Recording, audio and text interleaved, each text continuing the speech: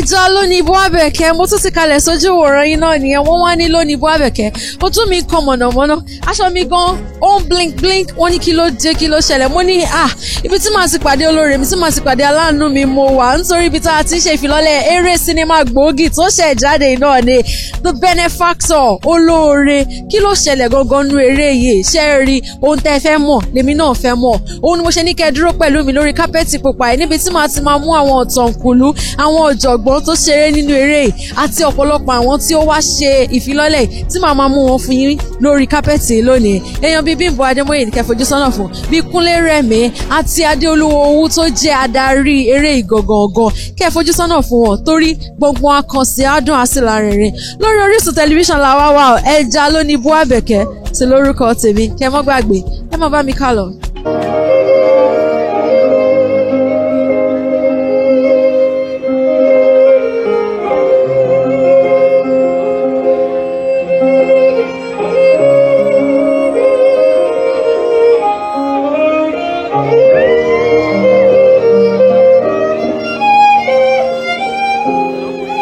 tiẹ̀ sí ní másọ̀yìnbó ṣùgbọ́n èmi Yorùbá lèmi gbọ́ dáadáa torí èṣe àti àdá wa a gbọ́dọ̀ gbé lárugẹ. Tábà wá sọ̀rọ̀ nípa ọ̀tọ̀kùlú ọ̀jọ̀gbọ́n torí wọ́n pé yékéyéké tó yẹ pé tí wọ́n bá ṣe adarí eré a máa bẹ́rí fún wọn ni àbí bẹ́ẹ̀ kọ́ ni. Ẹ ṣe gan mọ́. Ó lérè kan tẹ́ ẹ̀ darí tí gbogbo ayé fi mọ̀ yín ká dáadáa á ti mọ̀ yín o àmọ́ ó tún lérè kan tẹ́ ẹ̀ dídì ṣe yìí ẹ bá mi rán mi létí orí. Mo wá lè sọ pàtó èyí tẹ́. Mo fẹ́ kẹ́ fi ṣàpèjúwe ara yín gangan ni.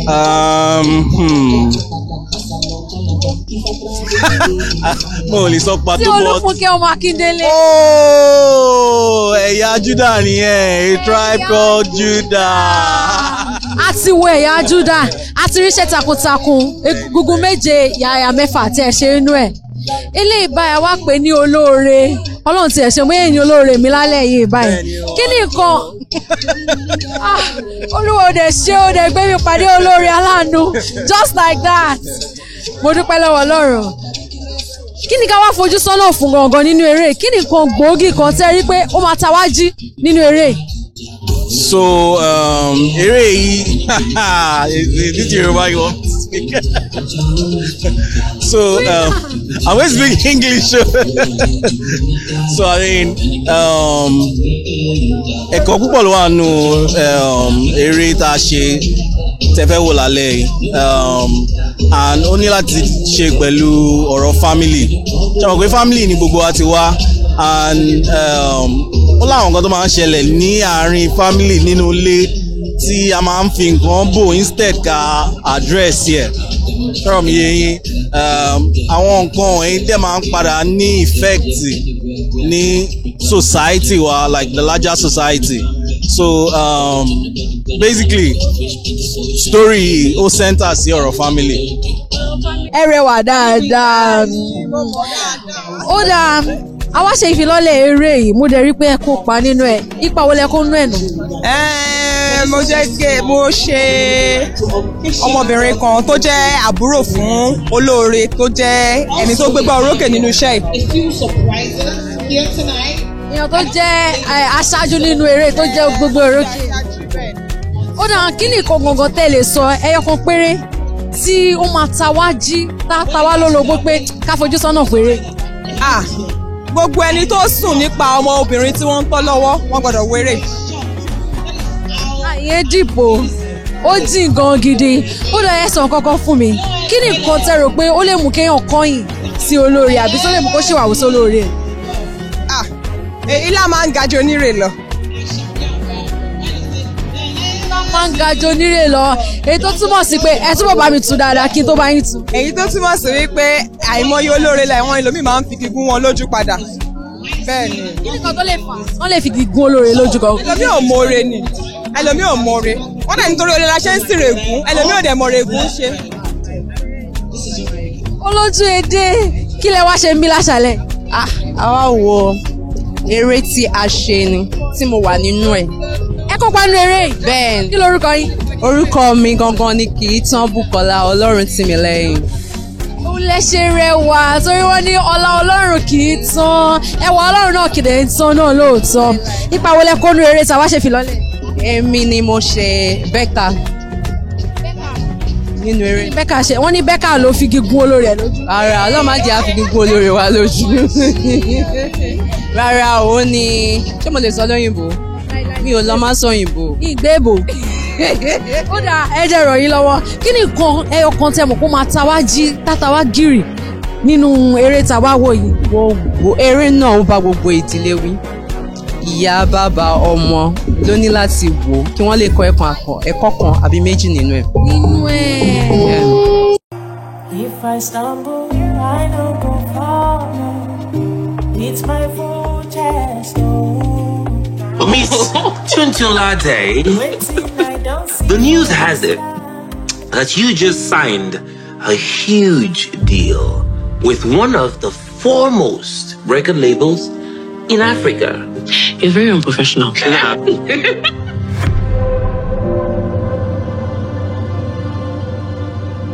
Make love to me.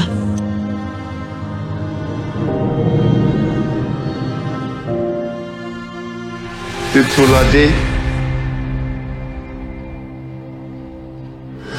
Your uncle from last night, there was something off about him. Mr. Kolajolo Okiri, if you don't move this instant, I will scream for help. Kí ló ṣẹlẹ̀ tẹ́ rẹwà báyìí dúdú bíi kóró ṣe. Èmi gan kò yé mi o. Sábà ti rí lórí amóhùnmáwòrán wa báyìí a kò máa wò pé Tóbi Mákindé àti pé TTM show. Bẹ́ẹ̀ni o. Ọmọ. Bẹ́ẹ̀ni o. No. Ìyẹn náà tún da ó tún dùn gan gidi ó dùn dáadáa. Àwọn rí pé kópa nínú eré tá a wá ṣèfilọ́lẹ̀ lẹ́nìí nípa olè kó ń bẹ. Character tí mo play orúkọ yẹn jẹ́ David. Ọmọ burúkú ni David o. Àmọ́ mi ní sọ gbogbo nǹkan tó ṣe tẹ́ bá ti wo fíìmù yìí ní August 8 ẹ máa mọ nǹkan tó ṣe ń bẹ̀. Láti bẹ̀rẹ̀ láti mọ̀ pé Bad Boy T lórúkọ. Bẹ́ẹ̀ni o. Ó dà kí ni kan gbòógì ẹ̀kọ́ tẹ́ ẹ lè fún mi tó máa tawájí tàbí sọ pé mo gbọ́dọ̀ sagiri láti lọ wo eré. Family values tí eré yìí kọ́ is something that ó jẹ́ nǹkan tí tó jẹ́ pé ẹ fi gbọ́dọ̀ wo fíìmù ẹ gbọ́dọ̀ wo eré yìí. Ṣé rí bọ̀dà tó dúró sẹ́gbẹ̀ẹ́ mi wọ́n ṣe ọlọ́pàá tẹ́ bá dẹ̀ mọ̀ kan tí wọ́n ṣe ń bẹ̀ ṣe sọ pé ní good reputation báyìí lójú wa. Of course, this is me, that's the character. Láyìn ìgbébò. Èmi lélẹ́yìí èyí tí a wo yẹn eré àgbéléwò ni. Má dáríjì yín tó ẹ mọ̀ yìí tí má ṣe dáríjì yín tó pẹ́ ìjọmọ Yorùbá ẹ̀dẹ̀ rẹ wà. Ẹ ṣeun mo dúpẹ́ o. Ẹ kàlẹ̀ kí lẹ wá ṣe mí lẹ́yìn. Mo wá ṣe àjọyọ̀ pẹ̀lú àwọn tó gbé eré tuntun kalẹ̀ ní eré Benefactor tó ń bọ̀ ní sinimá ní ọ̀sẹ̀ tí ó ń bọ̀. Èyí tó fi wọ́n pé ẹ̀ sínú ẹ̀ àbí. Èmi ò sínú ẹ̀ bọ̀ àwọn ọ̀rẹ́ mi ló ṣe. Ó dáa kí ni nǹkan tẹ́ fojú sọ́nà fún torí nínú àwọn fọ́nrán tó ń ti ń jù síta tá à ń rí ẹ̀pọ̀ wọ́n sọ̀rọ̀ olóore wọ́n sọ̀rọ̀ ìfẹ́ wọ́n tún sọ̀rọ̀ ìpínyà àbí bíi kan fojú olóore gúngi. Ẹ tá bá wo gbogbo àwọn òṣèré tó kópa nínú ẹ̀ àti ẹni tó darí ẹ̀ ó yẹ kẹ́ ti mọ̀ pé wọn kì í rin ìrà tí ò lọ mọ́nu ó yẹ ká ti mọ̀ pé ọ̀kan gbòógì kan ní iṣẹ́ ilé yìí àwọn iṣẹ́ gbòógì tó ní kìmí inú wọn ni bẹ́ẹ̀ ni. Ó dáa. I'm really sorry.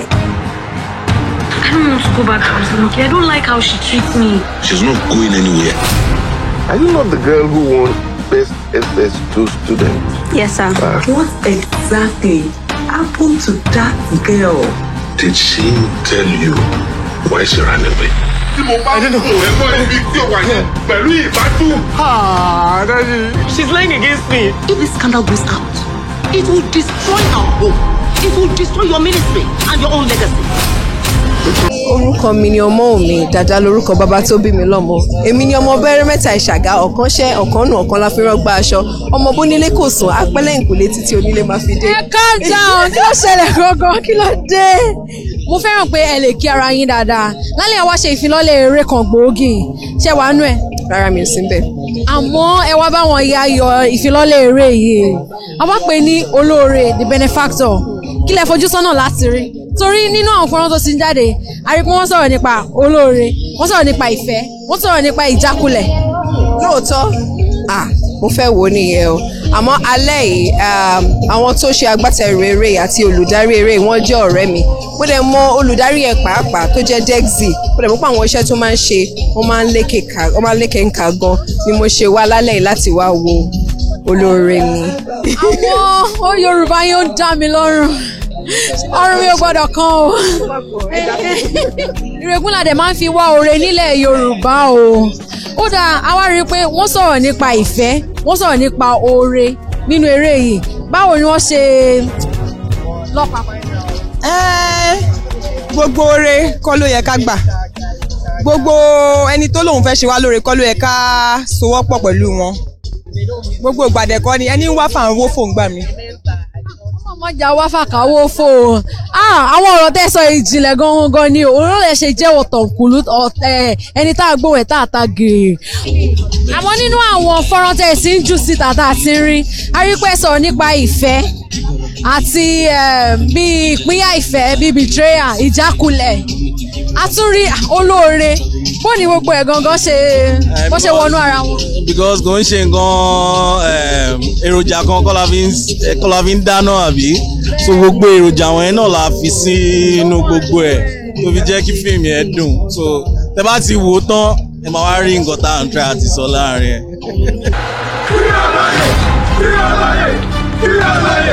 Where are you going to? I need to clear my head and call a lawyer. He was just but a wolf in sheep's clothing.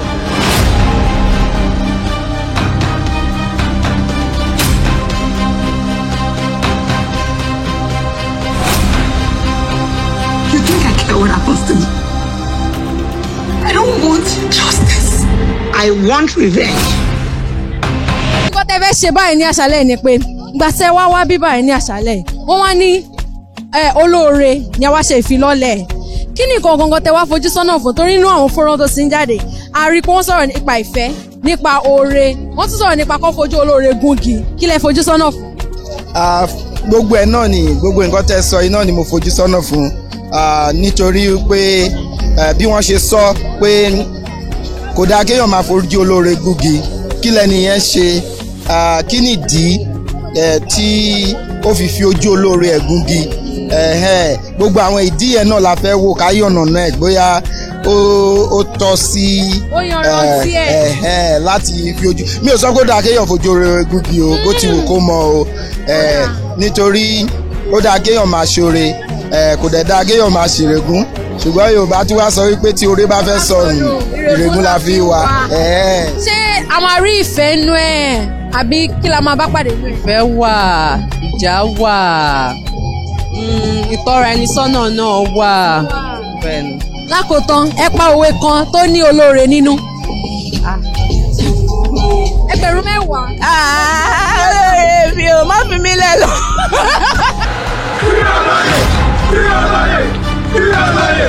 Where are you going to? I need to clear my head and call a lawyer. He was just but a wolf in sheep's clothing.